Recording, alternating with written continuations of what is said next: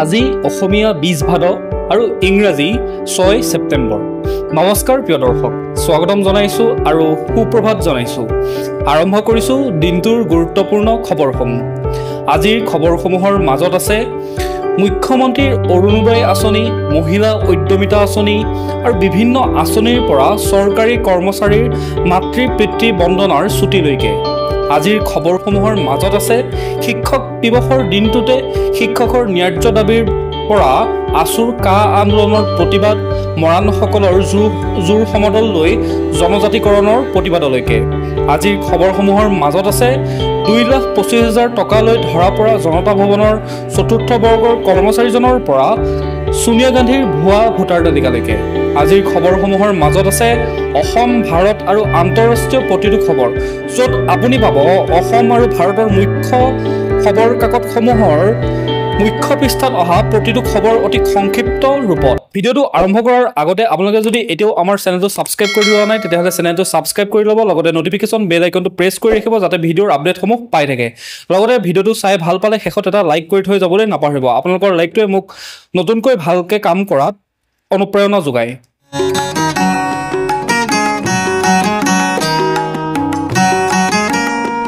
এতিয়া আহিছোঁ আমি প্ৰথমটো খবৰলৈ। আজিৰ পোনপ্ৰথমে আমি মুখ্যমন্ত্ৰী হিমন্ত বিশ্ব শৰ্মাই কা আইনৰ ওপৰত, অৰুণোদয় আঁচনিৰ ওপৰত, নতুন নিযুক্তি আৰু অন্যান্য বিষয় সন্দৰ্ভত কি মন্তব্য কৰে চমুকৈ জানি লওঁ আহক। মুখ্যমন্ত্ৰী হিমন্ত বিশ্ব শৰ্মাৰ আশ্বাস, অসমত কাৰ কোনো প্ৰভাৱ নাই। অসমৰ মুখ্যমন্ত্ৰী ডক্টৰ হিমন্ত বিশ্ব শৰ্মাই তেজপুৰৰ এক অনুষ্ঠানত কেন্দ্ৰীয় নাগৰিকত্ব সংশোধনী আইন চমুকৈ কাৰ সন্দৰ্ভত মন্তব্য কৰি কয় যে অসমত কাৰ কোনো বিশেষ প্ৰভাৱ নাই। 5 জন শ্বহীদ হৈছে আৰু 3 জনে নাগৰিকত্ব পাইছে। এই আইনৰ বিৰুদ্ধে আন্দোলনৰ কোনো যুক্তিসংগত কাৰণ নাছিল। তেওঁ আশ্বাস দিয়ে যে কা সন্দৰ্ভত ৰাজ্যৰ জনগণৰ চিন্তাৰ কোনো কাৰণ নাই। এইবাৰ উচ্ছেদ অভিযান সম্পৰ্কে তেওঁ কি কয়? উচ্ছেদ অভিযান আৰু শিক্ষক নিযুক্তি সন্দৰ্ভত তেওঁ কয় যে অসমত বেদখলকাৰীৰ বিৰুদ্ধে উচ্ছেদ অভিযান অব্যাহত থাকিব, যাতে ৰাজ্যৰ মাটি অচিনাকিৰ হাতত নপৰে। তেওঁ লগতে কয় যে য'ত সুবিধা হ'ব তাতেই উচ্ছেদ অভিযান চলিব। ইয়াৰ লগতে 10 অক্টোবৰত 8,000 পৰা 9,000 শিক্ষকৰ নিযুক্তি হ'ব বুলি তেওঁ ঘোষণা কৰে, যাৰ ফলত শিক্ষাৰ পৰিৱেশ উন্নত হ'ব বুলি মন্তব্য কৰা দেখা যায়। তাৰ পিছতে তেওঁ জমিয়তৰ নেতা মাদানীৰ সৈতে বিজেপিৰ সম্পৰ্কৰ অভিযোগৰ প্ৰত্যুত্তৰত কয় যে মাদানীৰ সৈতে আমাৰ কোনো সম্পৰ্ক নাই। তেওঁ মোক গালি দিছে, যদি সম্পৰ্ক থাকিলেহেঁতেন মই তেওঁক মালা পিন্ধালোহেঁতেন। মাদানীৰ সৈতে লুৰিণজ্যোতি গগৈৰহে সম্পৰ্ক আছে, এইদৰে তেওঁ মন্তব্য কৰা দেখা যায়। তাৰপিছতে তেওঁ আজি ৰঙাপাৰাত মুখ্যমন্ত্ৰীজনে মহিলা উদ্যমিতা আঁচনিৰ অধীনত 32,000 হিতাধিকাৰীক 10,000 টকাৰ চেক বিতৰণ কৰে। লগতে তেওঁ ঘোষণা কৰে যে 1 নৱেম্বৰৰ পৰা চাউলৰ সৈতে দাইল, নিমখ আৰু চেনি কম দামত যোগান ধৰা হ'ব। ইয়াৰ উপৰিও 17 ছেপ্টেম্বৰত মুখ্যমন্ত্ৰীয়ে প্ৰধানমন্ত্ৰীৰ জন্মদিনত অৰুণোদয় 3 আঁচনিৰ শুভাৰম্ভ কৰিব আৰু ৰন্ধন গেছৰ বাবে অতিৰিক্ত 250 টকাৰ সাহায্য প্ৰদান কৰা হ'ব বুলি তেওঁ ঘোষণা কৰে। লগতে মুখ্যমন্ত্ৰীয়ে ৰঙাপাৰাৰ শিঙৰিজান চাহ বাগিচাত অক্ষয় পাত্ৰ ফাউণ্ডেশ্যনৰ কেন্দ্ৰীয় সামূহিক ৰান্ধনীঘৰ আৰু হৰেকৃষ্ণ সাংস্কৃতিক কেন্দ্ৰৰ ভূমি পূজন কৰে। এই আঁচনিয়ে শোণিতপুৰৰ 30,000 ছাত্ৰ ছাত্ৰীক পুষ্টিকৰ মধ্যাহ্ন ভোজন প্ৰদান কৰিব, যাৰ ফলত চাহ বাগিচা আৰু গ্ৰামাঞ্চলৰ শিক্ষাৰ্থীসকল উপকৃত হ'ব। ৰাজ্য চৰকাৰে এই প্ৰকল্পৰ বাবে 25 কোটি টকা ব্যয় কৰিব। এতিয়া আহিছোঁ আমি পৰৱৰ্তী খবৰটোলৈ।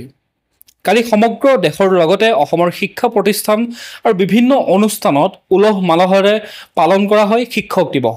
সামাজিক মাধ্যমত নেটিজেনসকলে শিক্ষক সমাজলৈ শুভেচ্ছা জনায়। মুখ্যমন্ত্ৰী ডক্টৰ হিমন্ত বিশ্ব শৰ্মাই ফেচবুকত লিখিছে, শিক্ষক সাক্ষাৎ পৰম ব্ৰহ্ম। ডক্টৰ সৰ্বপল্লী ৰাধাকৃষ্ণনৰ জন্মদিনত পালন কৰা এই দিনত তেওঁলৈ শতসহস্ৰ প্ৰণাম আৰু শিক্ষক সমাজলৈ শ্ৰদ্ধা জনাইছোঁ। শিক্ষামন্ত্ৰী ৰণোজ পেগুৱে সামাজিক মাধ্যমত লিখিছে যে শিক্ষকসকল সমাজৰ মাৰ্গদৰ্শক, তেওঁলোকৰ অৱদান শাশ্বত প্ৰেৰণাৰ উৎস। দেশৰ প্ৰধানমন্ত্ৰী নৰেন্দ্ৰ মোদীয়ে এক্সৰ জৰিয়তে শিক্ষক সমাজলৈও শুভেচ্ছা জনাই তেওঁ কয় যে ডক্টৰ সৰ্বপল্লী ৰাধাকৃষ্ণনক তেওঁ স্মৰণ কৰে আৰু শিক্ষক সমাজক শুভেচ্ছা জনায়।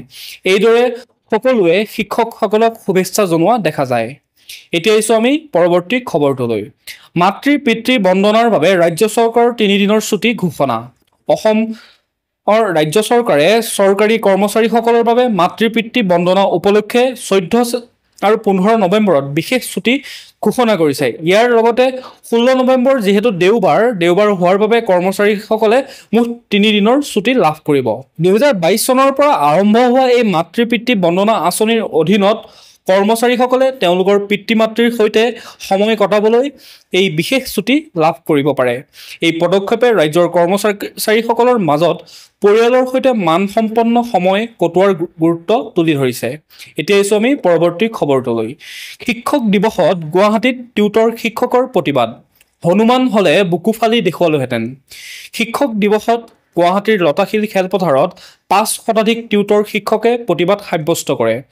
টিউটৰৰ পৰা শিক্ষকৰ মৰ্যাদা, সমান কামৰ সমান দৰমহা, পেঞ্চন, গ্ৰেচুইটি আৰু DLED প্ৰশিক্ষণৰ দাবীত সদৌ অসম প্ৰাদেশিকৃত শিক্ষক সংস্থাই এই প্ৰতিবাদ কৰে।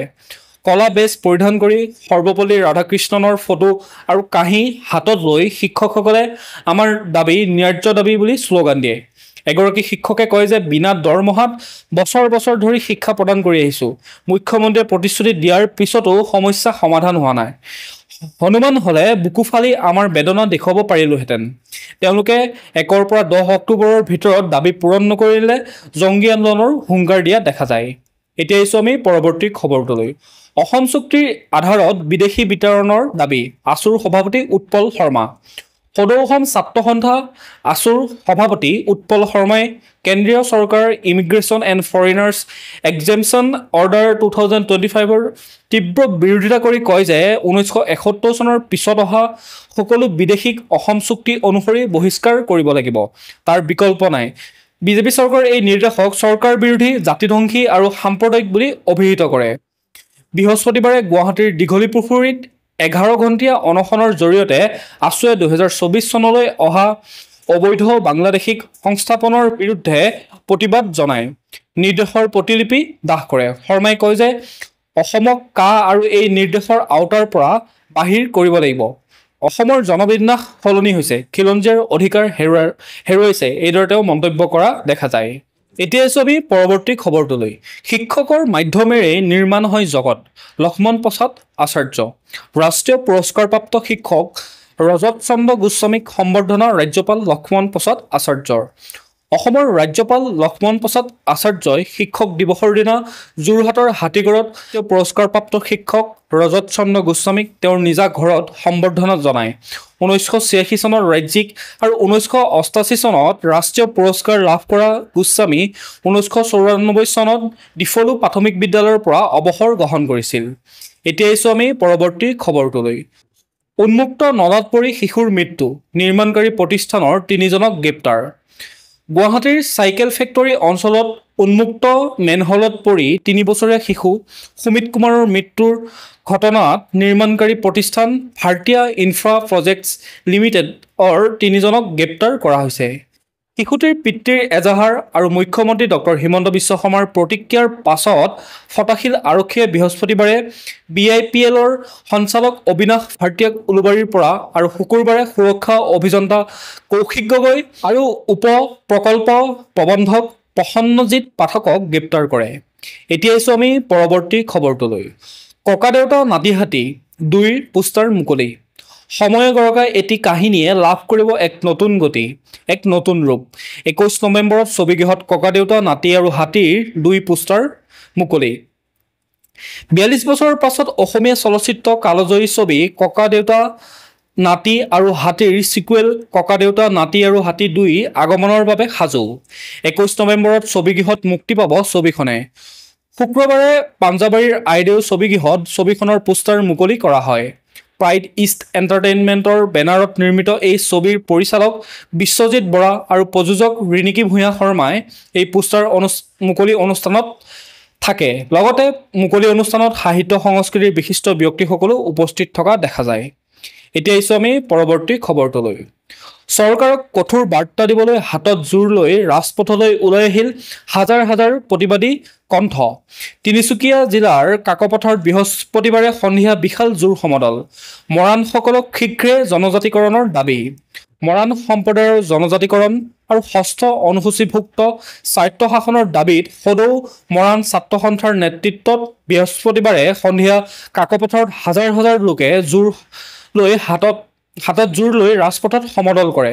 জনজাতিকৰণ লাগিবই, বিজেপি হাই হাই আদি শ্লোগানেৰে ৰাজপথ উত্তাল কৰা এই সমদল কাকপথাৰৰ পৰা আৰম্ভ হৈ থানা চাৰিআলিত শেষ হয়। পলিন্দ বৰাই কয় যে মৰাণসকলক বঞ্চনা আৰু মিছা প্ৰতিশ্ৰুতিৰে প্ৰতাৰণা কৰা হৈছে। আমাৰ দাবী নোপোৱা পৰ্যন্ত তীব্ৰ আন্দোলন চলিব। 2024 নিৰ্বাচনত বিজেপি চৰকাৰক জনতাই উৎখাত কৰিব। এতিয়া আহিছোঁ আমি পৰৱৰ্তী খবৰটোলৈ। গুৱাহাটীত ICC মহিলা বিশ্বকাপৰ উদ্বোধনী অনুষ্ঠানত সংগীত পৰিৱেশন কৰিব শ্ৰেয়া ঘোষালে। ICC মহিলা বিশ্বকাপ 2025ৰ উদ্বোধনী অনুষ্ঠানত 30 ছেপ্টেম্বৰত বৰ্ষাপাৰাৰ অসম ক্ৰিকেট সংস্থাৰ ষ্টেডিয়ামত ভাৰতৰ জনপ্ৰিয় নেপথ্য গায়িকা শ্ৰেয়া ঘোষালে সংগীত পৰিৱেশন কৰিব। তেওঁ টুৰ্ণামেণ্টৰ অফিচিয়েল গীত ব্ৰিং ইট হোম পৰিৱেশনৰ জৰিয়তে মহিলা ক্ৰিকেটৰ শক্তি, উৎসাহ আৰু ঐক্য উদযাপন কৰিব। এই দিনটোত ভাৰত আৰু শ্ৰীলংকাৰ মাজত উদ্বোধনী মেচ অনুষ্ঠিত হ'ব। এতিয়া আহিছোঁ আমি পৰৱৰ্তী খবৰটোলৈ। বিধায়ক নুৰুলৰ ইটোৰ পিছত সিটো লেঠা। এইবাৰ মাদ্ৰাছাত গৌৰৱ গগৈৰ জন্মদিন পাতি বিপদত। অসম প্ৰদেশ কংগ্ৰেছৰ সভাপতি গৌৰৱ গগৈৰ জন্মদিন জুৰিয়াৰ এখন মাদ্ৰাছাত উদযাপন কৰাৰ ঘটনাই বিতৰ্কৰ সৃষ্টি কৰিছে। 4 ছেপ্টেম্বৰত ৰূপহীহাটৰ বিধায়ক নুৰুল হুদাৰ নেতৃত্বত মাদ্ৰাছাত বিশ্ব শান্তিৰ প্ৰাৰ্থনাৰ লগতে গগৈৰ জন্মদিন উদযাপন কৰা হয়। এই কাৰ্যক ইছলাম ধৰ্মৰ নীতিৰ পৰিপন্থী বুলি স্থানীয় ইছলাম ধৰ্মাৱলম্বী আৰু সংখ্যালঘু সংগঠনে তীব্ৰ প্ৰতিবাদ জনোৱা দেখা যায়। এতিয়া আহিছোঁ আমি পৰৱৰ্তী খবৰটোলৈ। কচুৱাত চিকিৎসকৰ বিৰুদ্ধে ভুল চিকিৎসাৰ অভিযোগ, থানাত এজাহাৰ। নগাঁৱৰ কচুৱাত চিকিৎসক জাকিৰ ৰাজা আৱেদিনৰ বিৰুদ্ধে ভুল চিকিৎসাৰ অভিযোগ উত্থাপিত হৈছে। প্ৰেমানন্দ বিশ্বাসৰ 7মহীয়া গৰ্ভৱতী পত্নীৰ আল্ট্ৰাছাউণ্ডত জগত লেবৰেটৰী এণ্ড ডায়াগনষ্টিক চেণ্টাৰত কৰোৱা হৈছিল, য'ত চিকিৎসকে গৰ্ভত এটা সুস্থ সন্তানৰ কথা জনাইছিল। কিন্তু 2 ছেপ্টেম্বৰত মহিলাগৰাকী অসুস্থ হৈ চিকিৎসালয়ত ভৰ্তি হোৱাত তেওঁৰ 2টা সন্তান প্ৰসৱ কৰে, যাৰ ফলত পৰিয়ালৰ লোকসকল হতভম্ব হৈ পৰে। এই ঘটনাত ক্ষুব্ধ হৈ প্ৰেমানন্দ বিশ্বাসে কচুৱা থানাত চিকিৎসকজনৰ বিৰুদ্ধে এজাহাৰ দাখিল কৰি শাস্তিমূলক ব্যৱস্থাৰ দাবী জনাইছে। উল্লেখযোগ্য যে এই লেবৰেটৰীত এসপ্তাহ পূৰ্বেও অনুৰূপ ঘটনা সংঘটিত হৈছিল। এতিয়া আহিছোঁ আমি পৰৱৰ্তী খবৰটোলৈ। হাজোত গাঁও প্ৰধানৰ ভূমি বেদখলৰ অভিযোগ মিয়াৰ বিৰুদ্ধে, অঞ্চলজুৰি তীব্ৰ প্ৰতিক্ৰিয়া। হাজোৰ বুল্লুটত গাঁও প্ৰধান নৰেশ্বৰ কলিতাৰ পৈতৃক ভূমি বলপূৰ্বকভাৱে বেদখলৰ অভিযোগে চাঞ্চল্যৰ সৃষ্টি কৰিছে। কমাৰকুছি গাঁৱৰ বাসিন্দা তথা গাঁও প্ৰধান নৰেশ্বৰ কলিতাৰ ম্যাদী পট্টাৰ ভূমি আলাউদ্দিন, শামছুল আৰু মদিন আলিয়ে বেৰ দি অবৈধভাৱে দখল কৰাৰ অভিযোগ উত্থাপিত হৈছে। নৰেশৰ অসুস্থতাৰ সুযোগ লৈ এই কাৰ্যকলাপ সংঘটিত হোৱা বুলি স্থানীয় ৰাইজে জনাইছে। পৰিয়ালে আৰক্ষীক অৱগত কৰাৰ পিছত হাজো আৰক্ষী ঘটনাস্থলীত উপস্থিত হৈ পৰিস্থিতি নিয়ন্ত্ৰণ কৰে। ৰাজ্যত চৰকাৰী ভূমিৰ উচ্ছেদ অভিযান চলি থকাৰ মাজতে এই ঘটনাই অঞ্চলজুৰি তীব্ৰ প্ৰতিক্ৰিয়াৰ সৃষ্টি কৰিছে। এতিয়া আহিছোঁ আমি পৰৱৰ্তী খবৰটোলৈ। বিশ্বনাথত উচ্ছেদ অভিযান স্থগিত, 8 ছেপ্টেম্বৰত গুৱাহাটী উচ্চ ন্যায়ালয়ত শুনানি। বিশ্বনাথ জিলাৰ নিজ বাঘমাৰীত 7 ছেপ্টেম্বৰৰ পৰা আৰম্ভ হ'বলগীয়া উচ্ছেদ অভিযান গুৱাহাটী উচ্চ ন্যায়ালয়ৰ নিৰ্দেশত স্থগিত কৰা হৈছে। প্ৰায় 50জনতকৈ অধিক স্থানীয় ৰাইজে দাখিল কৰা ৰিট আবেদনৰ পৰিপ্ৰেক্ষিতত এই সিদ্ধান্ত লোৱা হয়। 6 ছেপ্টেম্বৰৰ শুনানিত ৰাজ্য চৰকাৰে শপতনামা দাখিলৰ বাবে সময় বিচাৰিলে, ফলত আদালতে 8 ছেপ্টেম্বৰত পৰৱৰ্তী শুনানিৰ দিন ধাৰ্য কৰে। শুনানি সম্পূৰ্ণ নোহোৱালৈকে অভিযান স্থগিত ৰখাৰ নিৰ্দেশ দিছে উচ্চ ন্যায়ালয়ে। এতিয়া আহিছোঁ আমি পৰৱৰ্তী খবৰটোলৈ। দিছপুৰ আৰক্ষীৰ জালত জনতা ভৱনৰ 4ৰ্থ বৰ্গৰ কৰ্মচাৰী ৰাতুল ডেকা। দিছপুৰ আৰক্ষীয়ে জনতা ভৱনৰ 4ৰ্থ বৰ্গৰ কৰ্মচাৰী ৰাতুল ডেকাক CM ভিজিলেন্সৰ নামত ধন দাবীৰ অভিযোগত গ্ৰেপ্তাৰ কৰিছে। ডিমৌৰ বাসিন্দা ৰাতুল ডেকাই পাণবজাৰত 2,25,000 টকা দাবী কৰি ধন ল'বলৈ আহোঁতে আৰক্ষীৰ জালত পৰে। দিছপুৰ আৰক্ষীয়ে তেওঁক হাতেলতে আটক কৰে। এই ঘটনাই জনতা ভৱনৰ দুৰ্নীতিৰ বিষয়ে নতুনকৈ প্ৰশ্নৰ উত্থাপন কৰিছে। এতিয়া আহিছোঁ আমি পৰৱৰ্তী খবৰটোলৈ। নগাঁৱত বিধায়ক জিতু গোস্বামীৰ হাতেৰে চলন্ত শৌচালয়ৰ শুভাৰম্ভ, উপকৃত হ'ব চাহ বাগিচাৰ শ্ৰমিক। জনস্বাস্থ্য কাৰিকৰী বিভাগৰ এক আঁচনিৰ অধীনত চাহ বাগিচাৰ শ্ৰমিকৰ স্বাস্থ্যৰ সুবিধাৰ্থে 4-seater টেইলাৰ মাউণ্টেড টয়লেট নামৰ চলন্ত শৌচালয়ৰ শুভাৰম্ভ 4 ছেপ্টেম্বৰত নগাঁৱত কৰা হয়। ৰাজ্যত প্ৰথম পৰ্যায়ত 200টা চলন্ত শৌচালয় মুকলি কৰাৰ ভিতৰত নগাঁও জিলাত 10টা শৌচালয় বহৰমপুৰ বিধানসভা সমষ্টিৰ বিধায়ক জিতু গোস্বামীয়ে মুকলি কৰে। এতিয়া আহিছোঁ আমি ৰাষ্ট্ৰীয় গুৰুত্বপূৰ্ণ খবৰটোলৈ। সোনিয়া গান্ধী ভাৰতীয় নাগৰিক হৈছিল 1983 চনত। ভোটাৰ তালিকাত নাম সোমাইছিল 1980 চনতে। দিল্লীৰ ৰাউছ এভিনিউ আদালতে কংগ্ৰেছ নেত্ৰী সোনিয়া গান্ধীৰ বিৰুদ্ধে এজাহাৰ দাখিলৰ নিৰ্দেশ দিয়ে। অভিযোগ যে তেওঁ 1983 চনত ভাৰতীয় নাগৰিকত্ব লাভ কৰাৰ আগতে 1980 চনতে তেওঁ ভোটাৰ তালিকাত নাম সন্নিৱিষ্ট কৰা হৈছিল। বিকাশ ত্ৰিপাঠী নামৰ ব্যক্তিৰ অভিযোগত আদালতে এই নিৰ্দেশ দিয়ে। বিজেপিৰ মুখপাত্ৰ অমিত মালব্যইও দাবী কৰে যে সোনিয়া গান্ধীৰ নাম 1980 চনত যেতিয়া তেওঁ ইটালীৰ নাগৰিক আছিল, ভোটাৰ তালিকাত কেনেকৈ অন্তৰ্ভুক্ত হ'ল। 1982 চনত নাম আঁতৰোৱা হৈছিল আৰু 1983 চনত পুনৰ সন্নিৱিষ্ট কৰা হয়। পৰৱৰ্তী শুনানি হ'ব 10 ছেপ্টেম্বৰত। এতিয়া আহিছোঁ আমি পৰৱৰ্তী খবৰটোলৈ। 50% শুল্কক লৈ আতংকিত হোৱাৰ প্ৰয়োজন নাই, কি ক'লে মন্ত্ৰী পীয়ূষ গোয়েলে। আমেৰিকাৰ 50% শুল্ক আৰোপৰ বিষয়ে কেন্দ্ৰীয় বাণিজ্য মন্ত্ৰী পীয়ূষ গোয়েলে কয় যে ভাৰত আমেৰিকাৰ মাজত আলোচনা অব্যাহত আছে আৰু আতংকিত হোৱাৰ প্ৰয়োজন নাই। তেওঁ আশ্বাস দিয়ে যে উভয় দেশৰ ন্যায্য আৰু সুস্থিৰ চুক্তিৰ দিশে আগবাঢ়িছে। আমেৰিকাৰ ৰাষ্ট্ৰপতি ডনাল্ড ট্ৰাম্পে ভাৰতীয় পণ্যৰ ওপৰত প্ৰথমে 25% আৰু পিছত অতিৰিক্ত 25% শুল্ক আৰোপ কৰিছে, যি 27 আগষ্টৰ পৰা কাৰ্যকৰী হৈ আছে। এতিয়া আহিছোঁ আমি পৰৱৰ্তী খবৰটোলৈ। বিজেপি তৃণমূলৰ শ্লোগানত উত্তপ্ত পশ্চিমবংগ বিধানসভা। পশ্চিমবংগ বিধানসভাত বাঙালী প্ৰব্ৰজনকাৰীৰ বিৰুদ্ধে অত্যাচাৰৰ বিষয়ে আলোচনাৰ সময়ত তৃণমূল কংগ্ৰেছ, চমুকৈ টিএমচি আৰু বিজেপিৰ বিধায়কৰ শ্লোগানৰ ফলত হুলস্থুলীয়া পৰিৱেশৰ সৃষ্টি হয়, যাৰ ফলত অধিৱেশন কিছু সময়ৰ বাবে অচল হৈ পৰে। বিজেপিৰ শুভেন্দু অধিকাৰীৰ স্থগিতাদেশৰ বিষয়ত শ্লোগান দি বিক্ষোভ কৰে বিজেপি বিধায়কসকলে, আনহাতে তৃণমূলৰ পৰা প্ৰতিবাদ উত্থাপিত হয়। মুখ্যমন্ত্ৰী মমতা বেনাৰ্জীয়ে বিজেপিক তীব্ৰ সমালোচনা কৰি কয় যে বিজেপিয়ে বাঙালীৰ ওপৰত নিৰ্যাতন কৰিছে। পশ্চিমবংগত তেওঁলোকৰ কোনো বিধায়ক নাথাকিব। তেওঁ বিজেপিক ভোট চোৰ দল বুলিও আখ্যা দিয়ে। এই হুলস্থুলৰ মাজতে বিজেপিৰ শংকৰ ঘোষক অধ্যক্ষই নিলম্বন কৰে আৰু তেওঁক মাৰ্চালৰ সহায়ত সদনৰ পৰা বাহিৰ কৰি দিয়া হয়। বিজেপিয়ে তৃণমূলৰ পৰা পানীৰ বটল নিক্ষেপৰ অভিযোগ উত্থাপন হয়। এতিয়া আহিছোঁ আমি আন্তঃৰাষ্ট্ৰীয় গুৰুত্বপূৰ্ণ খবৰসমূহলৈ।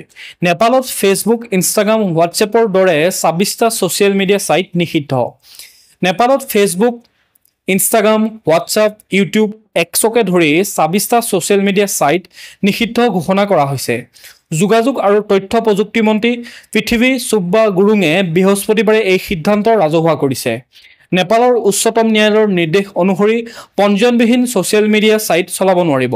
28 আগষ্টত দিয়া 7 দিনৰ সময়সীমা অতিক্ৰমৰ পিছতো মেটাৰ ফেচবুক, ইনষ্টাগ্ৰাম, হোৱাটছএপ লগতে ইউটিউব, এক্স আদি প্লেটফৰ্মে পঞ্জীয়ন নকৰাত নেপাল দূৰসংযোগ কৰ্তৃপক্ষক এই ছাইটসমূহ বন্ধ কৰাৰ নিৰ্দেশ দিয়া হয়। টিকটক, ভাইবাৰ আদি পঞ্জীয়ন কৰা ছাইট চলিব। পূৰ্বে 2024 আগষ্টত টিকটকক আৰু 2025 জুলাইত টেলিগ্ৰামক নিষিদ্ধ ঘোষণা কৰা হৈছিল। এতিয়া আহিছোঁ আমি পৰৱৰ্তী খবৰটোলৈ। আমেৰিকাৰ চালাকি ধৰা পেলালে ৰাছিয়াই, ইউক্ৰেইনক পুনৰ ধমক। ৰাছিয়াৰ ৰাষ্ট্ৰপতি পুটিনে আলোচনাত বহিবলৈ অস্বীকাৰ কৰা ইউক্ৰেইনক পুনৰ ধমক দিয়ে। তেওঁ কয় যে আমেৰিকাৰ সহায়ত যুদ্ধ চলাই থকা ইউক্ৰেইনক পিছত আমেৰিকাই বচাব নোৱাৰিব। মাৰ্কিন ৰাষ্ট্ৰপতি ট্ৰাম্পে পৃথকে পৃথকে দুয়োখন দেশৰ সৈতে আলোচনা কৰিছে যদিও কোনো ফলপ্ৰসূ সমাধান ওলোৱা নাই। বিশ্লেষকৰ মতে ৰাছিয়া আৰু ভাৰতৰ ঘনিষ্ঠতাত যদি আমেৰিকাই ইউক্ৰেইনক উচতাইছে আৰু সকলো সহায়ৰ প্ৰতিশ্ৰুতি দিছে। ৰাছিয়াই গম পাই মুকলিকৈ কয় যে আমেৰিকান সেনাই ইউক্ৰেইনক সুৰক্ষা দিব নোৱাৰে যদি ৰাছিয়াই আক্ৰমণ কৰে। আজিৰ দিনটোৰ গুৰুত্বপূৰ্ণ খবৰসমূহ আছিল ইমানেই। আপোনালোকে যদি এতিয়াও আমাৰ চেনেলটো ছাবস্ক্ৰাইব কৰি লোৱা নাই তেতিয়াহ'লে চেনেলটো ছাবস্ক্ৰাইব কৰি ল'ব, লগতে নটিফিকেশ্যন বেল আইকনটো প্ৰেছ কৰি ৰাখিব আৰু ভিডিঅ'টো যদি চাই ভাল পালে তেতিয়াহ'লে এটা লাইক কৰি থৈ যাবলৈ নাপাহৰিব। কাইলৈ পুনৰ একে সময়তে লগ পোৱাৰ প্ৰতিশ্ৰুতিৰে সকলোকে ধন্যবাদ জনাইছোঁ।